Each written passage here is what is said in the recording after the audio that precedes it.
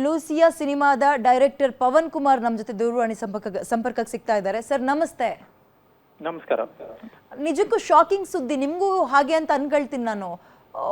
ಹೌದು, ಅವ್ರ ಜೊತೆ ಸುಮಾರು 3-4 ವರ್ಷ ಕೆಲಸ ಮಾಡಿದ್ವಿ 2009ರಿಂದ.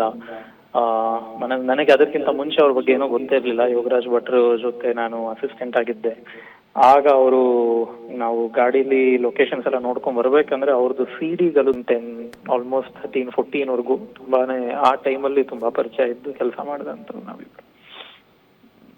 ಲಾಸ್ಟ್ ನಿಮ್ಮಿಬ್ಬರ ಭೇಟಿ ಯಾವಾಗಾಗಿತ್ತು? ಸಿನಿಮಾ ಟೈಮ್ನಲ್ಲಿ ಮಾತ್ರನಾ ಸರ್?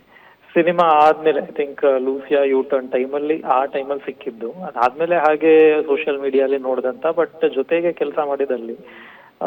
ಬಟ್ ಅವರು ನಮ್ಮ ಭಟ್ರ ಜೊತೆನೂ ಮಾತಾಡ್ಬೋದು ನೀವು. ಎಸ್ಪೆಷಲಿ 2 ಸಿನಿಮಾ ಕನ್ನಡದಲ್ಲಿ ತುಂಬಾ ಹಿಟ್ ಆದಂತ ಸಿನಿಮಾಗಳು, ಮನಸಾರೆ ಮತ್ತೆ ಪಂಚರಂಗಿ.